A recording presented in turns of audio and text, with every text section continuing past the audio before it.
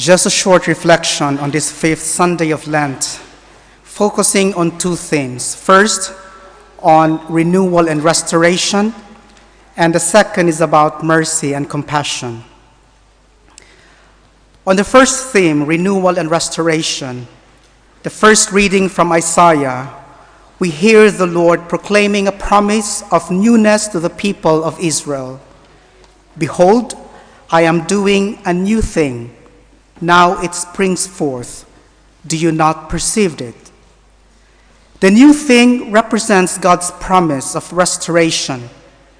Just as God once led Israel through the Red Sea, God was about to lead the people of Israel back from the Babylonian exile to their homeland. Perhaps this will remind us that God is always at work in our lives, offering us opportunities for transformation and growth in our journey of faith, to trust in His guidance even in our moments of uncertainty.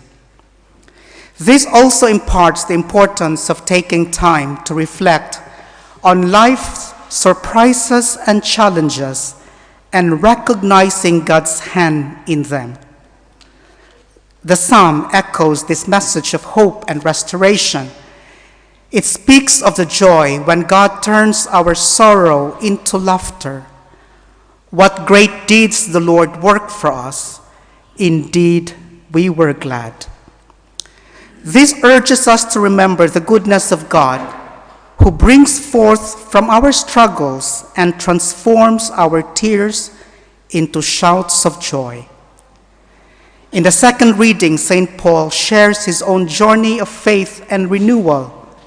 He counts all his accomplishments as loss compared to the surpassing worth of knowing Christ, not just intellectually, but experientially.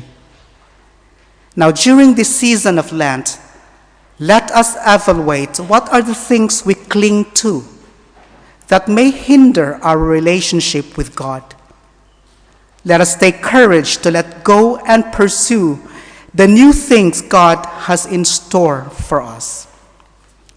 The second theme that I've mentioned is about mercy and compassion, and the story of the woman caught in adultery and the punishment established by the law of Moses for adultery was death by stoning. And we can read this in the book of Leviticus. But interestingly, the man is absent here, and the law required both parties to be punished. And this is in the book of Deuteronomy. The religious leaders took the woman to Jesus to let him pass judgment upon her. Their real motive is not about justice, but to trap Jesus. If he condones stoning, he risked Roman punishments, since only the Romans had the authority to execute. If he spares her, they can accuse Jesus of breaking the law of Moses. Now Jesus bent down and started writing on the ground with his fingers. There is something marvelously gentle and subtle in the way Jesus dealt with the Pharisees and scribes. He did this in order to give them time to examine their conscience. We witness here the profound mercy of Jesus. He invites them, saying, "Let him who is without sin among you be the first to throw a stone at her." Now this shifts the focus from the woman's guilt to the accuser's own sinfulness. Jesus' words do not nullify the law, but highlights that judgment should come from those who are truly righteous. Then one by one, we heard that the accusers left, indicating the greater self-awareness of one's sinfulness. Now the woman was left alone with Jesus. Jesus shows compassion and mercy by telling the woman, "Go, and from now on, sin no more." Jesus does not excuse her sin, but calls her to repentance and renewal, because renewal involves taking responsibility for our actions and striving to make better choices moving forward. Jesus realized that the woman caught in adultery had already been condemned. What she needed is compassion. He treated her in such a way that she was able to put it behind her and make a new start. In our lives, we stumble many times, but God's love is always ready to forgive and to restore us.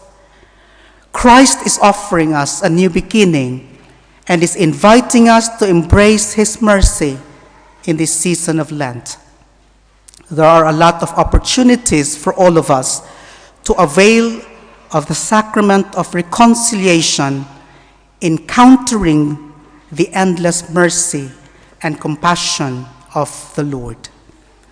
Perhaps now we could reflect the areas in our lives which need renewal. Do I strive to offer compassion and understanding, or do I quickly condemn or criticize others?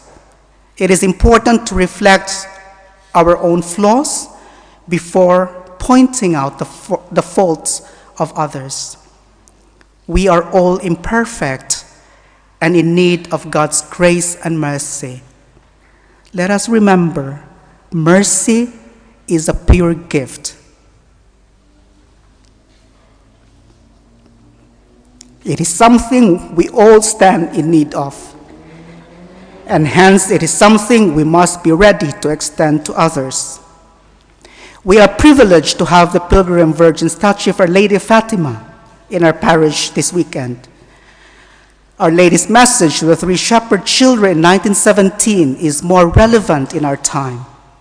She brought a message of hope, an appeal to return to God, and the call to prayer and reparation. May her Immaculate Heart remind us of God's infinite love and mercy and encourage us to trust God's compassion even in times of hardship and difficulties. Jesus, we trust in you.